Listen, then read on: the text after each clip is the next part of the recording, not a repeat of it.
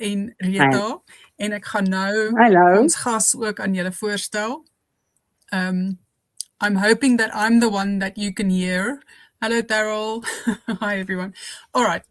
So I'll start with the introductions. I've known Monique for quite a while, and I feel a bit like a mother because I was there. I was there when you started Jurassic Bark, and I've seen it grow and flourish, and all the wonderful initiatives that you've brought to the pet industry in Pretoria. I mean, you are the driving force behind the Dog Day at the Pretoria Boeremark. I think that's 3 years now running. Yes. Going for year 4. Yeah. Owner of Jurassic Bark. You write regularly for the magazine, so I'm very grateful for that. And our audience is actually getting a sneak peek tonight of the article that is going out on Friday in Friday's magazine. So yes, you are a COAPE trainer. So you've got your diploma in as a companion animal behaviorist. You're accredited or certified animal behaviorist.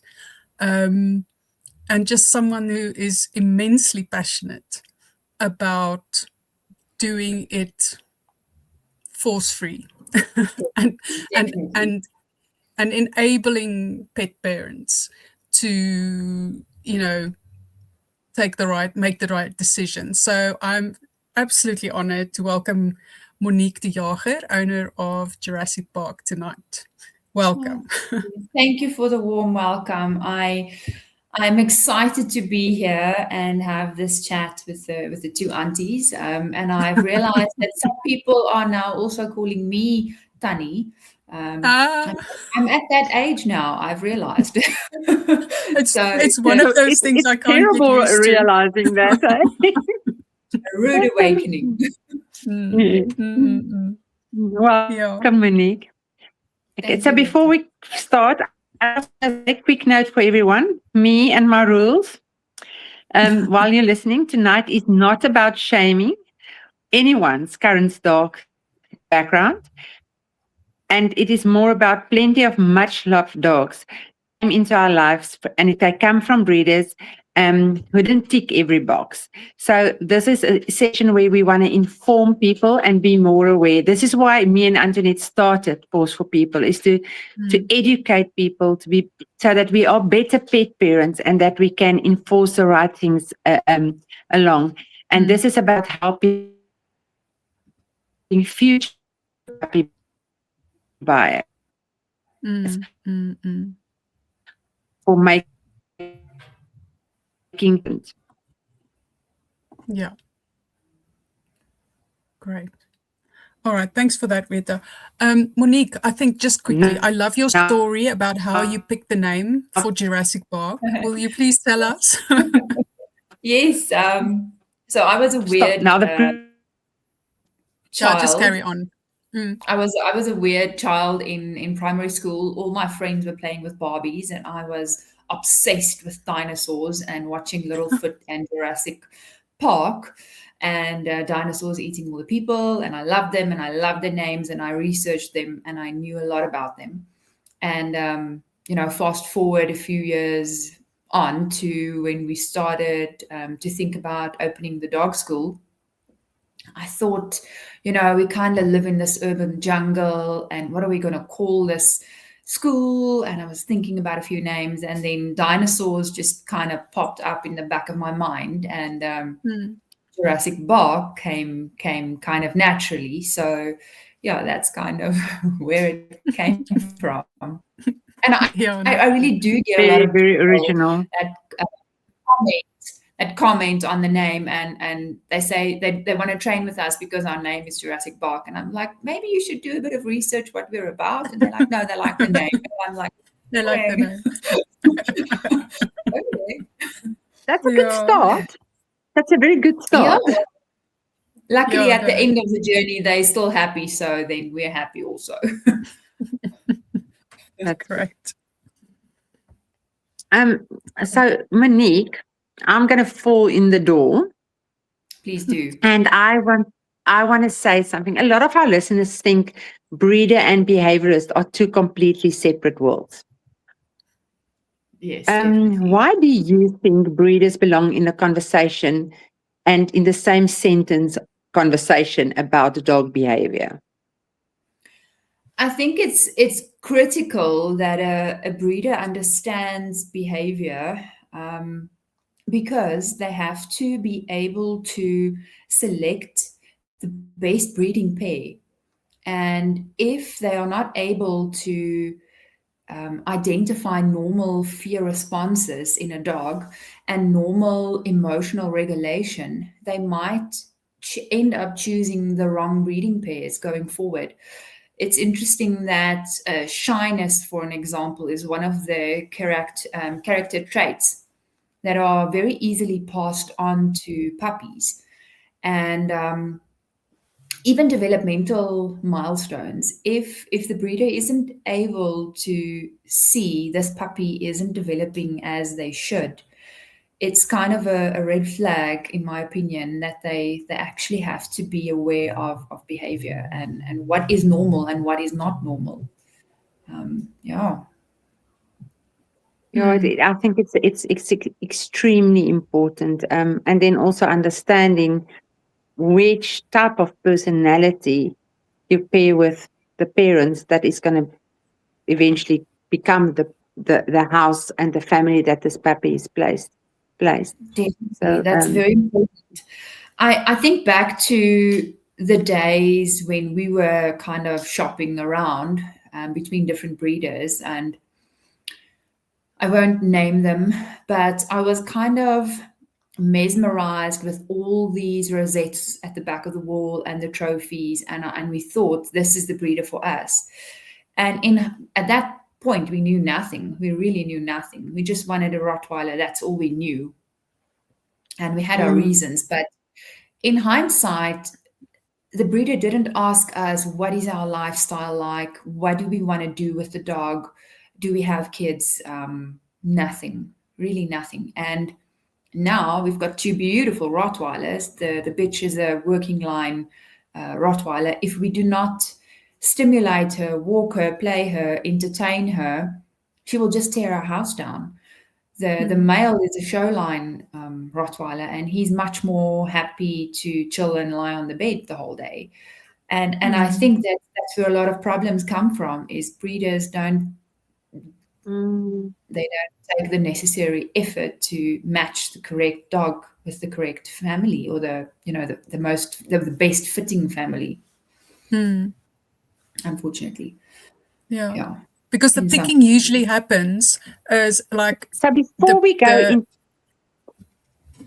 the family kind of goes to see the puppies and they pick the one that catches their eye, and they then get marked on the list. That's kind of the stereotypical or the normal way of picking a puppy. But what you're saying is that there's more science behind this, and look, each puppy has got its own personality, its own traits that are more prominent than others, and knowing the lifestyle, and we are assuming that the pet owner has done their homework about the breed characteristics in general. Yes, well, that's also something that we see a lot, that people come here and they say to me, yes, this Jack Russell is constantly barking. And I'm like, yes, did you know that Jack Russell's is a loud, barky breed? And the people just say no. They don't do the necessary research. They buy on, well, most people, I'm not I'm just generalizing, but they buy because they want this cute puppy, or they want a husky because it's such a beautiful dog and those piercing blue eyes are beautiful. And then they don't realize the husky is very high maintenance in terms of stimulation, exercise. They're hot, they dig because they get so hot and they just want to lie in the cool underswing. Ek het slegte koneksie. Okay. All right, I see Retha. Looks like she's gonna be the one that's popping in and out tonight, but no worries. So before we go into the details, what is like the one thing that you wish every puppy buyer would understand before they even start looking for a breeder? Make sure that you ask questions when you get to actually selecting a breeder. Make sure that you ask them about health testing, because they can be registered or not registered, but health testing is kind of at the top of the list, because we have seen it. We've seen golden retriever puppies come here, and then we say to the puppy owner, something's not right. This puppy is just sitting in the class for an hour. This puppy can't play. He can't climb through a hoop or do anything. And then that puppy ends up having like heart disease. And at 6 months of age, we are sadly then the people giving a shoulder to cry on, because now their puppy has died and there's no health testing that was done. And if you ask the right questions, you could make better decisions. Yeah. Yeah, we can see Rita. She's all right. Yeah, it's interesting, in my head, I always say to people, when you pick a breeder, the first question you ask, are you still there, Monique? Yeah. Yes. Yeah, the first question you ask, and that's like a baseline question, are they registered with a recognized breeding organization? So the yes or no then determines that you're going with the COAPE breeder or the registered breeder. And now I'm hearing the echo. But with the health testing especially, what kind of basic health tests, what should be included? The health testing especially it depends on the breed, and there's a bit of research that you have to do beforehand. But things like luxating patellas in the Dachshunds and small breeds is something. Hip dysplasia, MDR1 genes, they can test for that. So I think also the common diseases in that breed, just ask those questions and make sure that you have a look at the actual test, because the other day we had a golden retriever also, and then the test for that dog was done before that puppy was born. So it was another dog's test, and that puppy ended up having hip dysplasia also. So just don't take everything for granted. Just look at what they present to you and check the date and the microchip number and everything like that. Yeah. And just make sure that mum and dad has also been tested, not just one. Yes, definitely. These people had to then, luckily it was also something that we could pick up on early, and these people could do an operation early enough so that the puppy could actually have a quality life going forward. Yeah. All right, I just want to quickly check in. Retha, can you hear us? I can hear you guys. Can you hear and see me now? Yes. Cool. Okay. We are trying another router here, because I've got no idea what is going on here. You've got a nice clear picture now as well, so maybe that's cool. done. Let's try. Yeah. So right. I've been on the phone, the computer, everything. So yeah, finally. So it looks like it's working. Sorry, guys. We can't say that we don't make a plan, eh? Yeah. A boer maak 'n plan, nee? Yeah. You see. All right. Well, all right. Yeah. Listen, right. I don't know if I'm going to fall in the soup here. So I just want to ask something. So if I'm outside of the stuff, missing something, I've been wondering, from your point of view, what is the one thing that you wish every puppy buyer understood before they even start looking for a breeder? I think Antonette kind of touched on that. Oh, this is it. I'm sorry, guys. No, it's fine. You were out of the conversation. So yeah. Okay, now then you've covered that. Let's move on to the next point. Sorry. Yeah. No, I think you can go to the 12 weeks, those first 12 weeks, Retha. I think that's kind of where we really just need to where focus. it is, and it is so important. And I see it so many. So I've got a lot of clients that's breeders, and I am very selective about which breeders I actually support, because I've learned over the years that those first 12 weeks is so important. And you have written that most of the most important weeks in your dog's life is happening in those first 12 weeks. Well, talk us through a little bit of why this window is so absolutely critically important, and how much it matters for development. There's a lot that happens in those first weeks. And I don't think it would be called the critical socialization period if it wasn't critical. And sadly, there's not enough education around puppy socialization and what it actually is. We get people here that just say, I want to socialize my dog, and then the dog is 1 year old. And I'm like, you kind of missed it all, Mr. Yeah. Whoever. I'm so sorry. And then they don't understand it. And people think socialization is just dogs playing with other dogs and loving it and loving all the dogs. That's what people think it is. To get to your question, so the brain develops rapidly. It rapidly grows from week 3 to week 12 to the size, 80% of the size that it will be when that dog is an adult. And the dog needs to experience the world around it positively to be able to make the connections in the brain solid and to make them grow. It's like a sponge drawing up water. In that period, it can draw up a lot of water.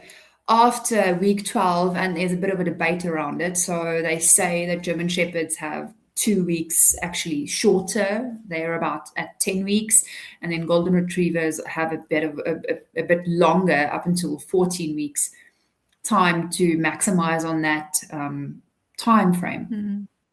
So you have to include sights, sounds, textures, thunder, people with beards, hats, other dogs, small dogs, big dogs, everything that the puppy will encounter when he or she is an adult, and add a positive experience. Otherwise, it will just create fear, and then you have to really work and counter condition and struggle to get past it.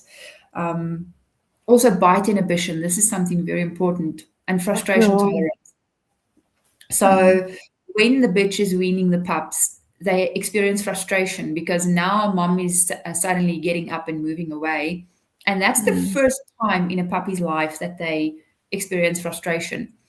So if the puppy is taken away too early and they don't experience that frustration because people are just feeding them, later on in life, if they experience frustration, it would really upset them because they haven't learned that lesson at a young age. Also, bite inhibition. They don't play, if they are taken away too early, they can't play with their littermates, and they don't learn that if I bite you too hard, then the fun stops. So later on, we get a lot of dogs that bite too hard, the people, the other dogs, and it creates a lot of problems for those dogs. So it's an important period. And also, if you think about it, a puppy is only eligible to come to puppy class a week after their first vaccination. So usually that's around 9 weeks. And you actually just have 3 weeks of that critical period to make optimum use thereof. And then we get a lot of people that say, oh, no, we're going to braai, and then we have a birthday, and then we have a baby shower. So we're only going to come when the puppy is 17 weeks of age. And then the pup comes here and he's scared out of his mind. And then they're like, but what's wrong? And then I kind of have to say, I kind of told you so, but, people don't realize what they don't know, I guess. Yeah. The main thing is, and I remember about 10 years ago, I met a client and she invited us to a puppy party. I thought, okay, that's quite interesting. It was bull terriers. So we got there, and the puppy party, we got instructions: wear a hat, a bright color hat, wear a coat, bring extra bunch of keys. And when we got there was a lot of people there, and there was somebody with a beard, and a fat woman, and a thin person, and some children, and an old man, and everybody had different colors, and it looked like almost like a fancy dress. And I've never heard about puppy socialization at that stage, because I hear you go to it's puppy culture actually at that stage, and it was such an eye-opening for me. And talking to this breeder, Bull Terriers is not an easy breed, and it's a breed that goes a lot back into rescue because of behavior and because of issues like that. And this breeder has been a breeder for over 30 years, and she said she's never had a problem. And I walked away there, and I absolutely understood why. Because those puppies were exposed to every single. If I ever want to buy a Bull Terrier, please give me that lady's number. Unfortunately, she's no longer breeding. She's actually passed away. So, and it's a pity. It's a real pity for the breed, because her dogs were solid. They were not afraid, and so on. And subsequently, I've got a lot of breeders that use that, and I love how they actually play airplane sounds while the puppies go. So when these pups need to fly to homes, they're not scared, they're not frightened, and they can actually handle it, and it's very solid. So it is something that, yes, people don't understand it. And then you get, I think this was one of the main things why we decided to do this, actually, is I had a breeder that sold a puppy and told the new parents, that at 4.5 weeks, it is the best thing that they can do is to take the puppy into their house.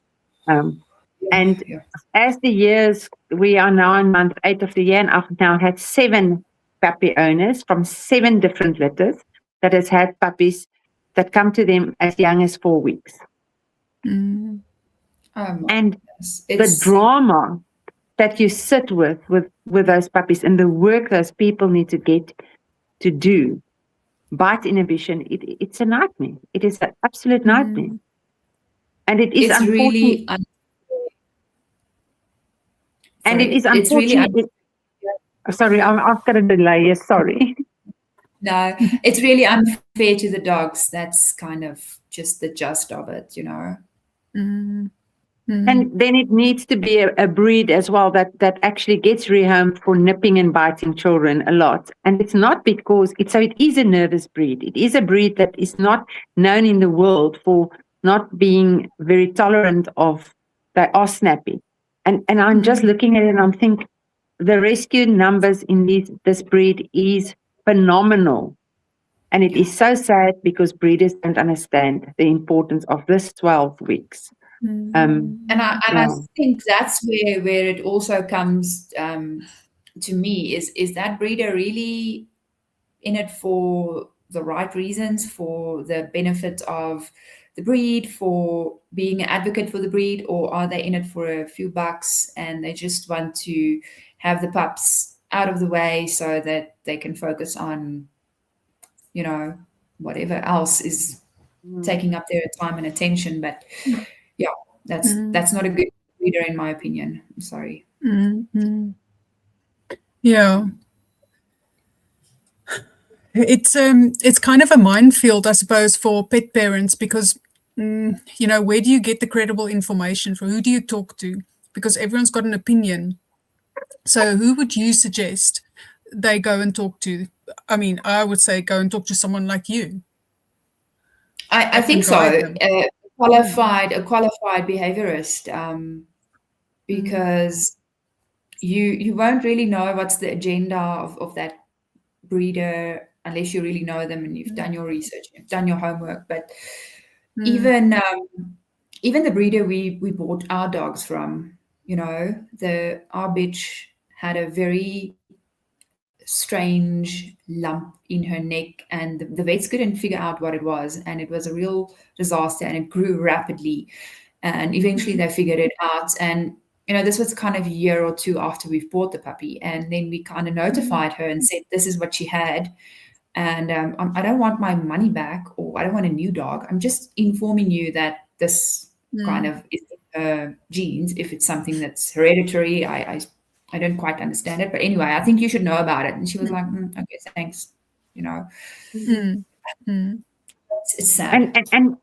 And the bad part is for puppy parents or puppy buyers or owners.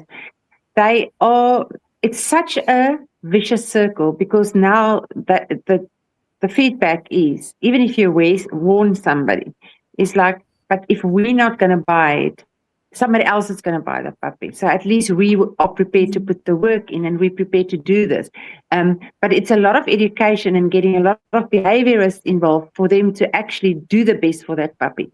And in the end of the day, it is not, where do you stop it? Where do you get people? And people are very uninformed.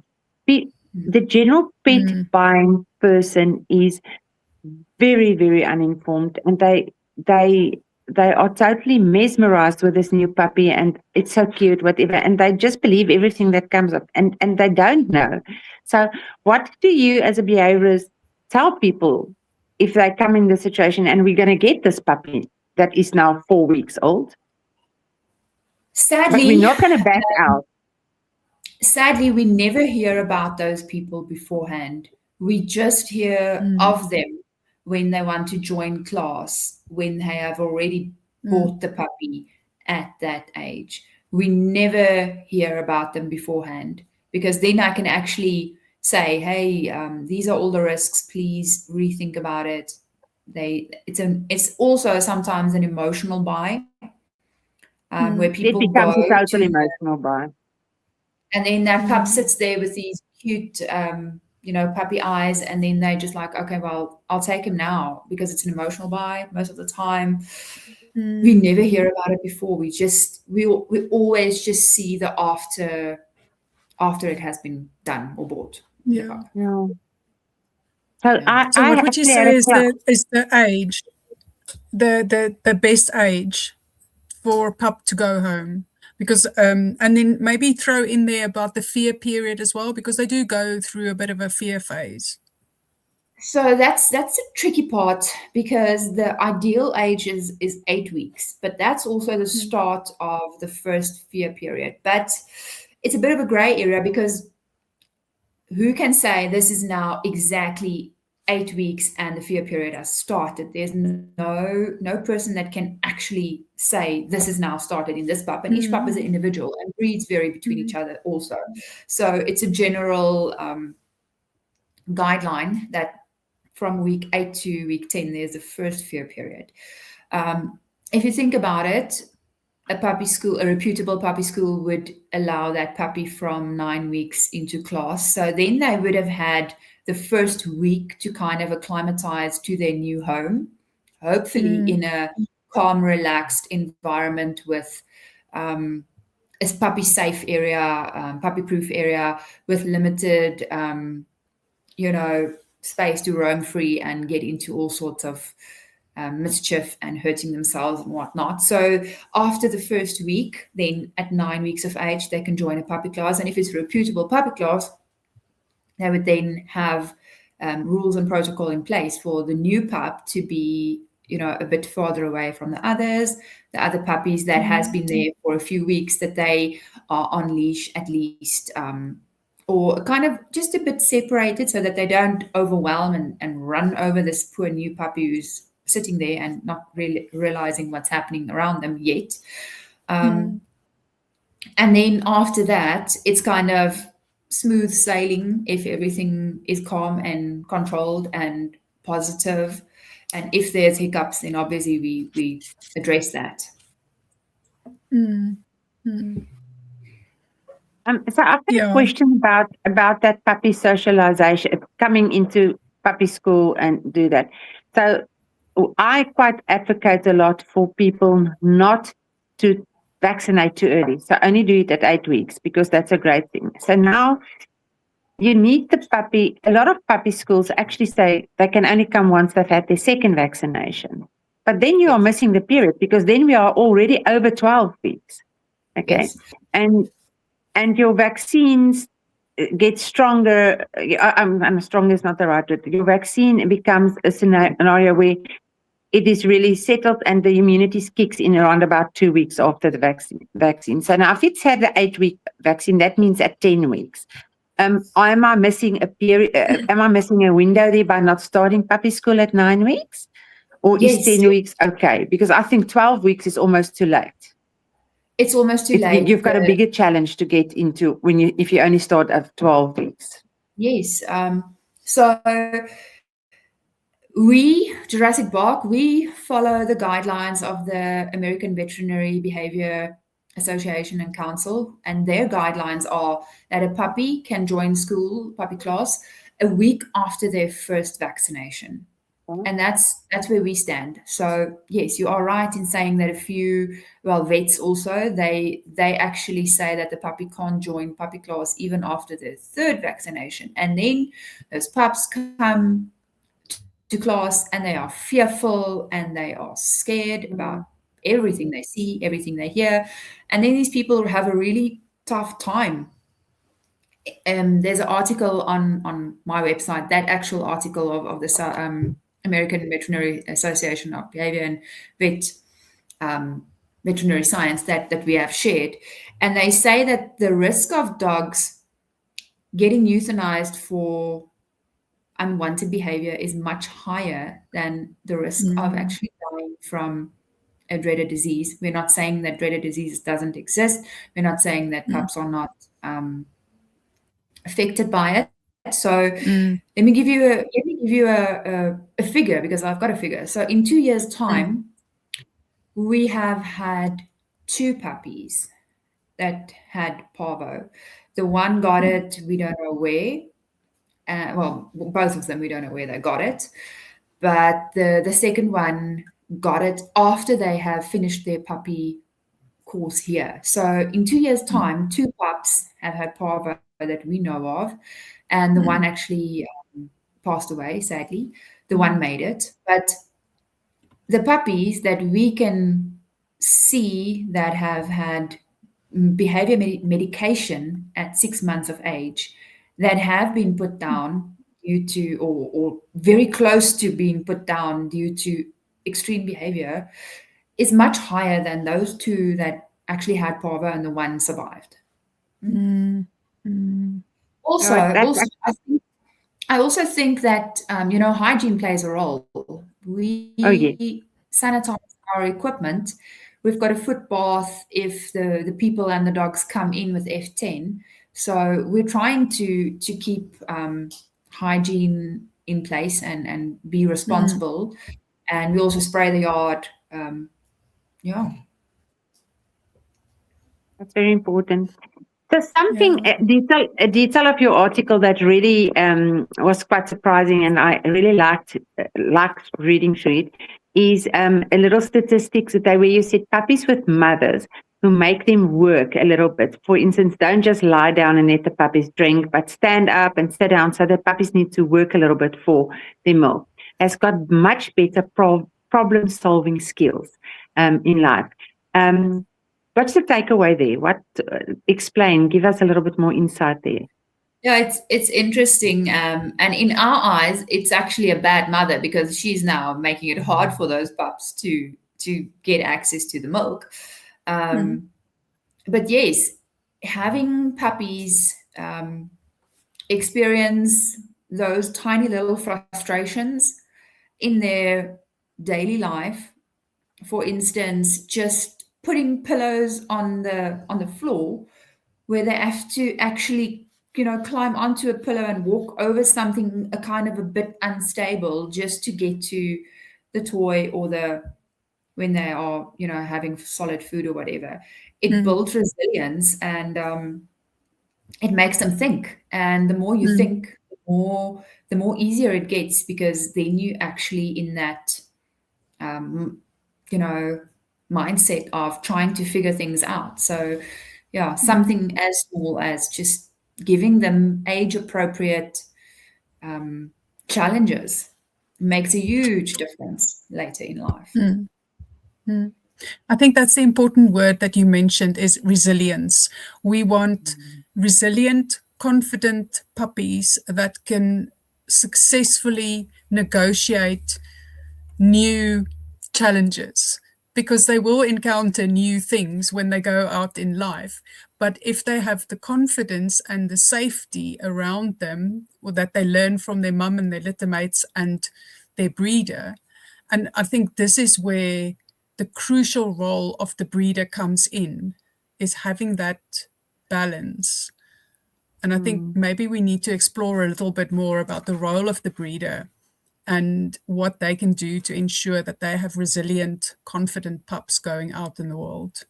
Yes, definitely. If you think about the senses of a puppy, giving them different things that they could see, like opening an umbrella, wind chimes, so stuff that they can hear, playing sounds on low volume. You don't have to scare them and, overwhelm them from day one or whatever. Different sounds, kids running, or stuff with wheels, just having something, a stroll, take a stroller or something, go by the puppy pen. Different things they can smell, because their sense of smell is the most important or the most developed sense. So giving them safe things that they can smell, safe plants. There's a whole list of them. Planting those plants near the puppy area, and then just handling them, picking them up, stroking them, keeping them close to your body. I will also never forget this moment when and I only know it now because I now know what I know, but way back when I didn't know it. When we bought our male, he was small, he was 8 weeks old. I picked him up, and as I held him, I just talked in a normal tone of voice, and I said, "Hi." And he literally, bent his whole neck like this to get away from my voice. Oh, no. And at that point, I thought, "Oh, this is weird. What's going on now?" But I now realize he hasn't been exposed to people talking when he was still at the breeder, And it took him a while to get used to our voices. He was scared. He was like, "Oh, no, thank you."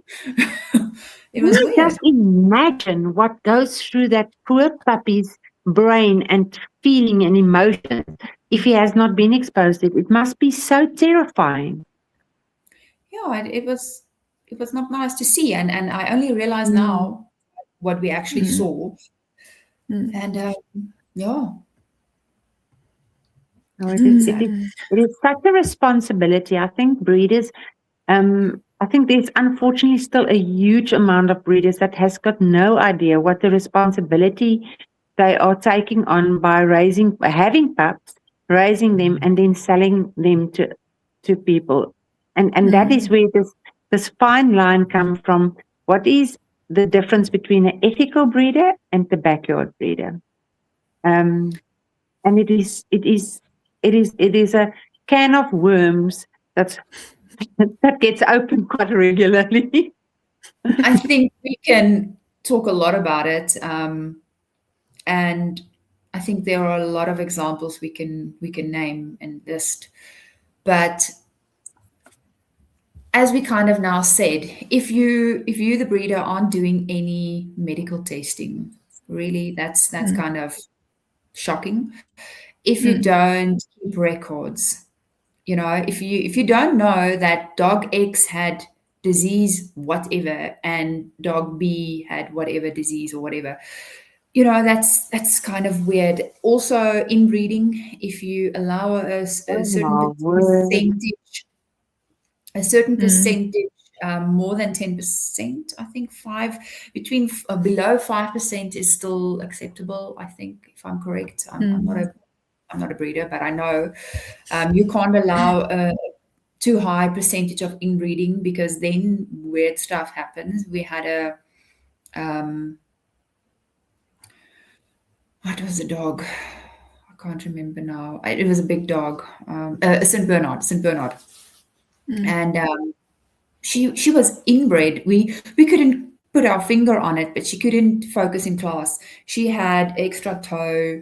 She had a small little narrow head, and the vet eventually said she was inbred, and she just can't focus. She's not able to learn as she was supposed to do, because she doesn't have the capacity, brain wise. She just couldn't. She had a lot of behavior problems and aggression and a lot of stuff that just went haywire. So inbreeding is a big thing. Also, I think it's also kind of a red flag if a breeder says, "Oh, I'll give you a discount," or buy one, get one for, get two. Or get two for the price of one. And get some discount, Though that's kind of desperate, because you want to just sell those pups. And then people are like, yes, bingo, sale. Yay, no, please don't. So, and getting two pups, selling a person two puppies, that's hugely irresponsible. That's a whole different can of worms, but a responsible breeder wouldn't do that, in my opinion. As we now said, so I'm one of those people that got two puppies at the same time. They're 2 days apart, but I knew about Letermoet syndrome, and I knew what was awaiting for me. So it is something that can be done. And I mean, we sort of didn't choose it, but it happened. But I knew it is such a huge response. It's such hard work. You've got to keep those puppies apart. You've got to do separate things with them. We had to take them to separately to puppy training classes. We did 2 puppy training classes at the same time, but in different fields.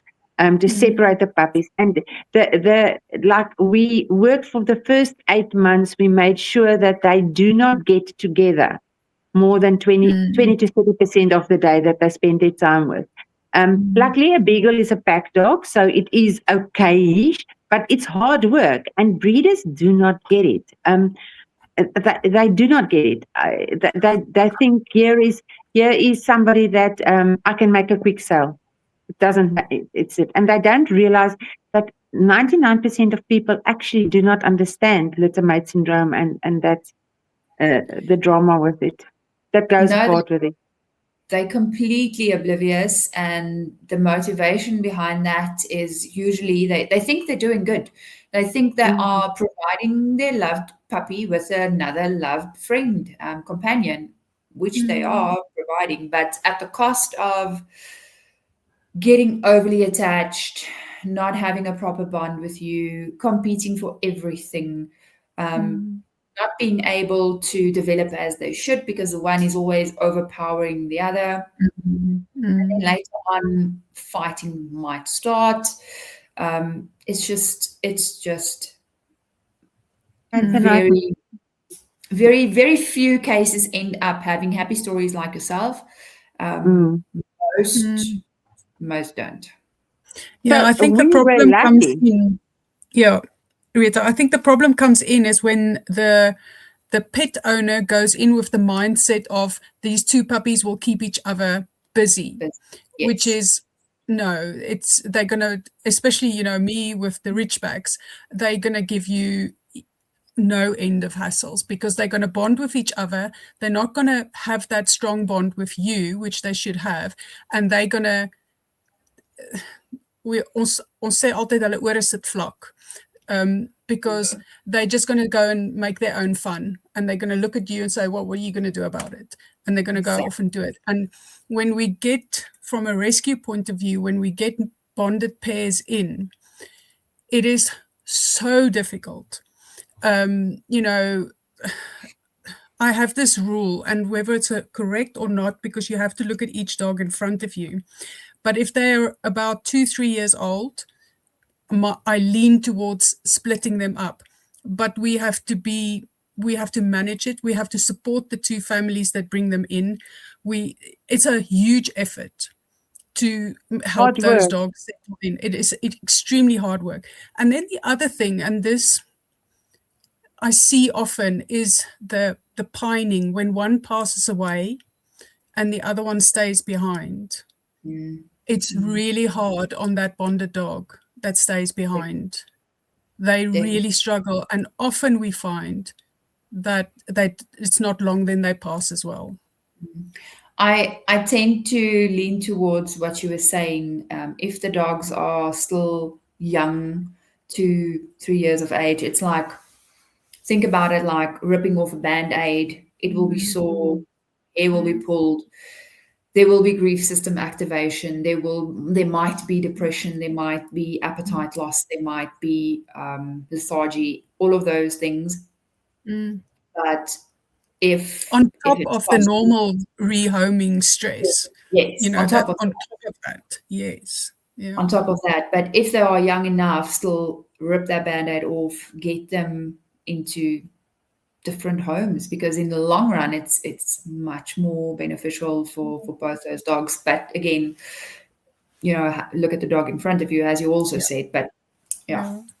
I also think the breed, it's breed dependent as well, because I know I've got also clients that actually have never had any experience with a large breed dog, got 2 Rottweiler puppies in a reasonably small yard, same age, together, and they've never had Rottweilers in their life before. And here they sit and they've got no idea how to deal with a power breed, and they've got 2 of the same age. And by the time they turned 1, I mean, there was an attack where the one dog attacked a child, okay? And they had a huge task upon them to manage this. And yeah, it is just like breed dependent. I think when you get dogs into rescue, and it is 2 large breed dogs, rehoming them when they are bonded is actually a big challenge, because you're going to need to. It's not just like rehoming 2 Jack Russells. I mean, the psychological part behind it is the same, but there is physical constraints as well when you're sitting with it. So I always want to say is, it's never an excuse or acceptable to give unaware clients and owners 2 dogs or 2 litter mates of the same age. I think it is not acceptable if they are not dog wise. Okay, there is certain cases where it can do, but even so more when it is a large breed and a power breed, because that always end up in total disaster. I will even go as far as to say, but I know it's difficult, it's not a perfect world, but if I could, you know, have a wish list, I would not want shelters to rehome power breeds to first-time dog owners, because is difficult. And if you're a first-time dog owner, get a poodle, you know, get a pug, get a beagle, get a whatever, not a power breed. Get a cat, get 10 cats, get a fish, 10 fish, whatever. No, it is, and I think I see a lot of rescue. I think you guys do it as well, Antonette. Is you've got to rehome dogs into a rehoming from a rescue organization. You've got to rehome the dog into a breed savvy home, because the dog's already coming from a situation where their stress and stuff didn't work out. Now you need to put it into somewhere where they don't know what they're dealing with. So it's stressful for the dogs. So and stressful for the pet parent. Yeah, and also, you know, for rehoming a 2-year-old dog, you're probably going to find the reason is behavior, although the person might not say it, but they kind of misjudged the personality of the breed. And, you know, when it was a puppy, it was cute, but a 45-kilogram dog is not cute when it charges at you and, you know, does all these things. For me, who knows the breed, I'm fine. But if, you know, you take your 45-kilogram Ridgeback to the park and let it off leash and it charges the person who's walking their Yorkie, I mean, that's not fun for anyone. And it's very unfair for the breed. And I saw something yesterday and it triggered me a little bit. And it's a bit off topic, but anyway, where the person said that their dog got rumbled by a rambunctious ridgeback that was off leash. And it was a puppy. Yes, but the reason I was triggered is because it's not the ridgeback's fault. It's the owner's fault. Exactly. And the owner should be named, not the breed. Because now we're vilifying a breed and it's not their fault because the owner isn't doing what they should be doing, and that is keeping their dog on lead. Yeah. So that's just my little rant. It is so important. I mean, this is all part of behavior and people understanding their breed and the behavior of their breed, because dogs should be on lead. But, and now I also I've found many times we used to walk our beagles in at Walkhaven. And I've many times found that when the beagles are off lead and they can run, and I'm very nervous with that because there's other dogs, my dogs are on lead. But when beagles, they look for each other. You go to a place where there's more than one beagle and you let them off lead and they all get together because they just look for each other. Now you sit with a breed that actually do well off lead, and they're normally well behaved. It's this percentage of dogs that's not well behaved is less than a more power breed. So dogs that is, if it's an off leash park, you must make sure you as an owner has got the responsibility to make sure that your dog is well behaved and that is well socialized, and then it can work. Do not take a unsocialized dog to an off-lead park and walk it off-lead, because that is a disaster waiting to happen. And people is disillusioned about what, and people are they are living in a dream world, thinking my dog is okay and my dog is. And many times it is not the case. I'm kind of thinking about my earlier statement where people say to me, I want to socialize my dog. And then they think that adult dog who has had bad experiences with other dogs, hasn't made use of the critical socialization period, can now socialize off leash in the dog park, without a recall, without basic skills, without the person knowing how to identify when his own dog is stressed or scared, or, so it's really education that has to be done. And and again, coming back to what Retha said, and this is why we do it, is about educating the pet parents, because if we empower them, then they can ask better questions from the breeder. They can identify those red flags quicker, or and walk away, because we all know when we go and visit that bunch of cute cuddly puppies and you just want to stick your face in there, then it's very difficult to resist. But you have to kind of set yourself and your dog up for success. And I sometimes people say, well, how do we stop backyard breeding? For me, it's supply and demand. If you stop the demand, then the supply will stop eventually, because what's going to happen? There's no money to be made in badly bred dogs. And so it's going to stop. But I think that's a fight that we're going to fight for a very long time, because general people, and I heard it this week again, where somebody said, but she's never going to stop being a backyard breeder. She's always going to puppy farm. And I'll rather buy the puppy.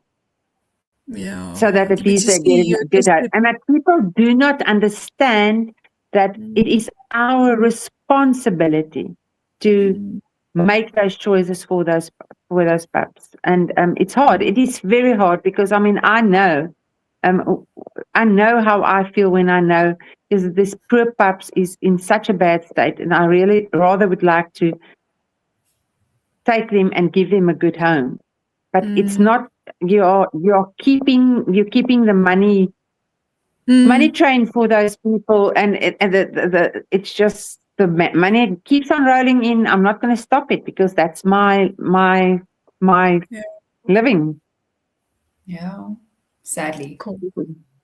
So that brings us a lot to why puppy school is important, and how do we set owners up for success instead of failure when it comes to taking the puppies to school, and understand how important it is to take them to puppy school and not do puppy school online over a thing that I can buy online, and now I do puppy school at home with my puppy. We kind of get two extreme sides of the spectrum. We get people that have had a previous dog that didn't go to puppy school and they had all these problems, and they kind of want to do it right the second time around. And then we get a few people that get their first time dog and they kind of like, we want to do it right. So it's kind of these two extremes. There's a misconception that you would just learn tricks in puppy class. I don't know where it comes from. People say, no, we don't want to learn tricks. We don't want to go to puppy school. And I'm like, okay, we do a few tricks. Yeah, we do, but it's not the majority of the curriculum. It's actually, and people are like, they're like shocked when we say we have a curriculum and there's a theme per class and you get homework and there's different things, stimuli that we use, and they're like, what? You get homework? I'm like, yeah, that's what you should get, But I also do think that there are a lot of people that say, we are now going to train dogs, and then they learn these tricks and they just have puppies play and, ramble. They take Barbara Woodhouse book. They take Barbara Woodhouse book, and they teach their dog to sit and stand and stay, and then they've got a very clever dog, and that is what it is. Yeah, I guess that does exist, and we hear about it, and we know about those places. And again, if the people are not going to educate themselves, read up a bit, ask a few questions, then those puppy schools will keep on flourishing. And I guess hoe sê hulle in Afrikaans, die een se wat is die een se noot is die ander se een se dood is die ander se brood. Wat klink 'n bietjie morbid, maar ek bedoel, I guess those public schools will make sure that behaviorists always have got jobs to do, because they would kind of not do it right from the start, and then sadly we would kind of have to pick up the pieces afterwards. But kind of what I'm getting to. Yeah. So how do puppy owners choose? What is the questions that a puppy owner need to ask in order to choose the correct puppy school? What would be the ideal?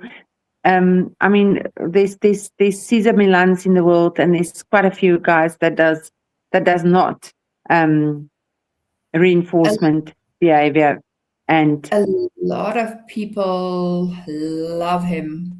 And I don't know if I should say this on a public forum, but I loved him too. And he looked amazing, and he had results. And, before I knew anything about behavior or dogs or studied myself, it was like really a great picture. He would show before and after.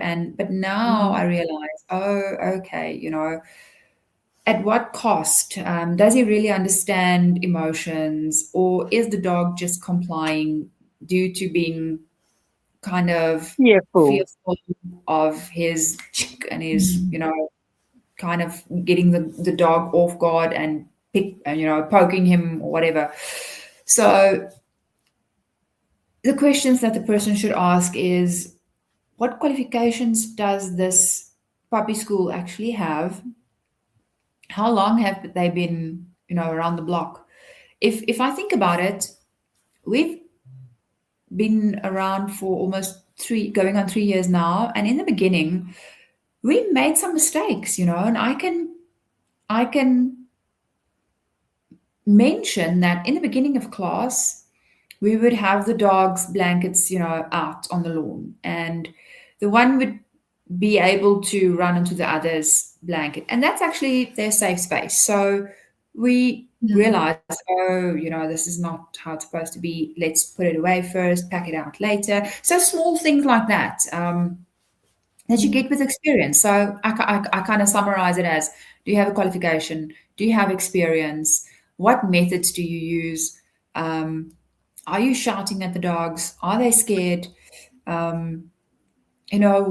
do you actually teach us? Are you just going to teach us a bunch of tricks? Because if the answer is yes, move along. You can teach tricks at home. You can't teach polite greetings between other dogs. If you don't have other dogs at home, you can't teach it online for your puppy. You have to go to a class. You have to learn body language. So letting the puppy parent know, okay, look at your puppy now. He's a bit apprehensive. Let's move the others away a bit, or whatever. The other very, very, very important lesson that a puppy parent or even a puppy should learn, if they are in a puppy class and they are uncomfortable with whatever, and they growl or they give a bark or a tiny little lunge forward because you are scaring me now, person or other dog, then it's usually that puppy parent that would say, "Nia, shush, and that's a very important lesson. That puppy needs to learn that if he is uncomfortable, he may bark or he may growl. And then we need to keep that other puppy away a bit further so that the aggressor could get more comfortable. If he needs more time to see, oh, it's actually safe, I am fine, nothing's bad happening, nothing bad is happening to me. It's a lesson for both puppies. The other one need to kind of learn the lesson. Oh, I was being a bit rough. The other one didn't like it and he barked. The fun stopped.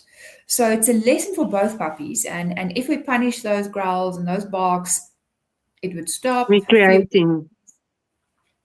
Fear would increase and no one would learn anything. And later on, we just get adult dogs where people say there were no warning signals. The dog just bit. Yes, because you punished the growling and you punished the barking, and now he just bit. So you said something now that I just want to go back to. You said that if you do not have other dogs at home, you can't do that. So I am of opinion, even though you have got other dogs at home, it is even more important to go to puppy school and get other socialization, because I found with my pack, so I've got a lot of beagles and we've got a lot of dogs, and at one stage we had 13 dogs. And I insisted that we take puppies to puppy school, and dogs, all our dogs went through all canine good citizen training and everything. And I never took them to the same together. We always took them to different classes, because growing up in a house where there is multiple dogs and there is other dogs is not a guarantee that you're going to have a well socialized and well behaved dog. No, definitely not. Am I wrong? No, you are right. And again, it goes much further than just dogs. And also, a household would have, you mentioned 13 dogs now. Were they all beagles? So we had 10. At one stage we had 10 beagles, a boer bull, an Irish wolfhound, and I just need to. I can't even remember. We had 10 beagles, an Irish wolfhound, and a Weimaraner, and a boer bull. So there's a lot of factors that play a role: the actual color of the dog, the actual size of the dogs that they socialize with in puppy class, and also temperament or personality. I have had discussions with the guide dog people, the guide dog association. So those puppies are mostly used to other golden retrievers and Labradors, because those are the puppies that are in those classes. And if they then see a small dog, they're like, "Ooh, what's that?" Or another dog that doesn't fit that profile of labbies and golden retrievers, they're like, oh, you're looking weird. Why are you so white or small or fluffy or, whatever. So yes, it definitely should. You need to expose that puppy to as many different looking, sized and temperament dogs as you can in that very short period of time that you actually have. I remember once I was at a talk where behaviorists were talking about how beagles, it was a talk to beagle parents, and was talking about, remember how beagles are, they expressive, their faces, they talk with their eyes, and they're vocal, and they've got tails wagging. And now all of a sudden you bring them where a pug, that has not got a tail, that has not got an expression with a tail that wags, and it hasn't got the same facial expression. And how this beagle now look at this dog and say, but I cannot read your language because you haven't got a tail that show you're happy or unhappy and things like that. And it was such a penny drop moment for me to realize, because at that stage we had a beagle that in puppy class, Ali, from the day one, there was a schnauzer, and she could not stand the schnauzer. And she was 10 weeks old. And up until the day she died, if she see something that looks like a schnauzer, she was petrified. So there must have happened something in play, because it was well controlled and it was really not bad. Something must have happened that just got her to. So that way from schnauzers and black dogs was something for her that she was well socialized. We did a lot of work with her, but that was something that that then dropped for me, is that she could not read their language. She could not understand what they were doing. And that with that fear that it created with her as a puppy was something that, that stuck for life. Might have happened in her fear period. I'll give you an example. So we've got cats also. They are 11 years old now. And cats also have fear periods. It's a bit different than dogs, but when our cat was in her fear period, we were packing out groceries, and the cat strolled by and the bag got caught on her foot. And she started running, and this bag kind of, flapped or followed her or attacked her in her mind.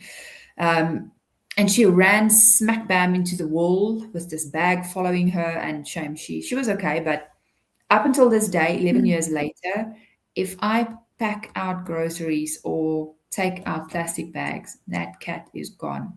She runs so far and fast away. She's not having bags near her. Same as dogs. So. Same as us, Cool.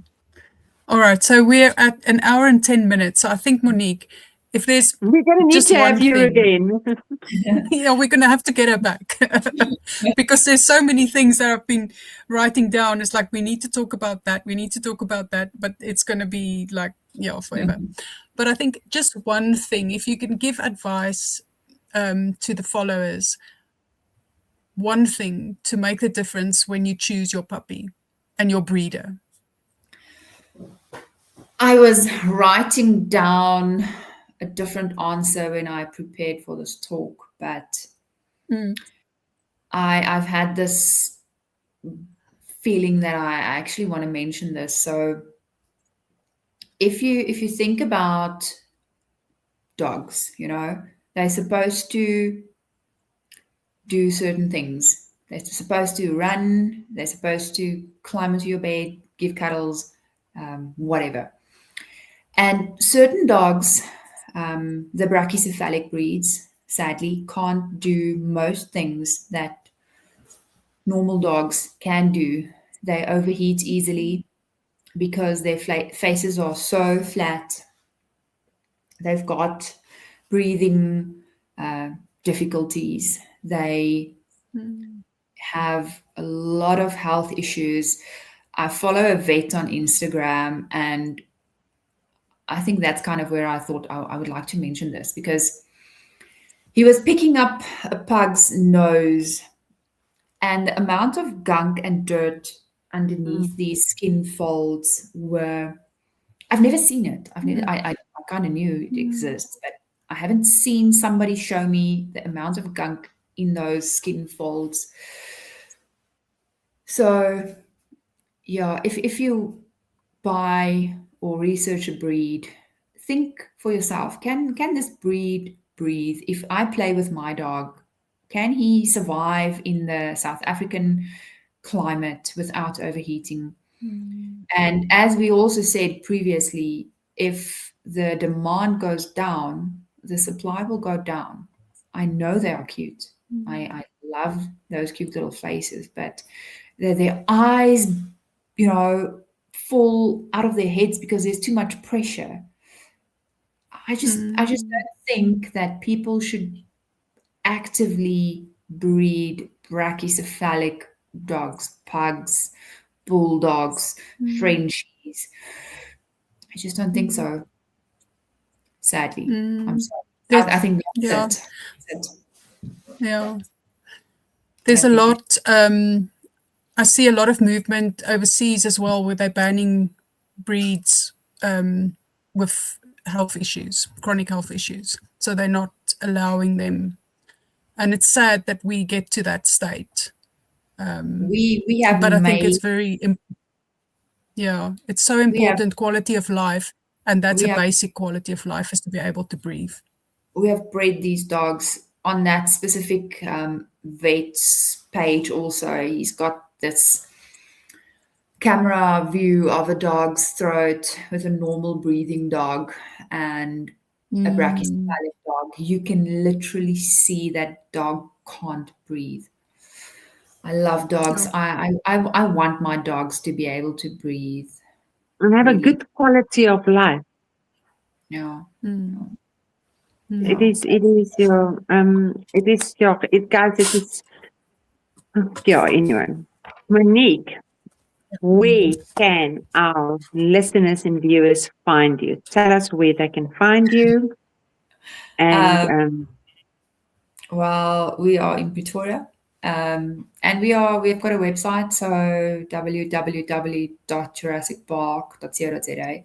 So they can read up about our services there, and our contact details are on there. So yeah, that's it. They can also find all the articles that you've written for us. It's also on there. So yeah, brilliant. Random people WhatsApp me 10 o'clock at night. Where can I find a spaniel? And usually I get to those requests. So if you want to WhatsApp me, I'll get to it when I get to it. Thank you for having me. Thank you so much for sharing in our rants and raves. It was lovely. A lovely talk, and I was way more stressed than I realized I should have been. So it wasn't that bad. It was fine. No, we help you relax, so we get all the gremlins and our wonderful listeners. Well, thank you, lady. Yeah, but lovely. Have a wonderful evening. Thank you so much, everybody, for listening. I'll get to we did not even get to questions. So I've got no idea. So if there's any questions, we will answer them. Yeah. Thanks, yeah. Have a wonderful week, and yeah. Thank you. And next week we're having a good night. You too. Thank you. All right. Thanks, Monique. Bye. Bye. Cheers.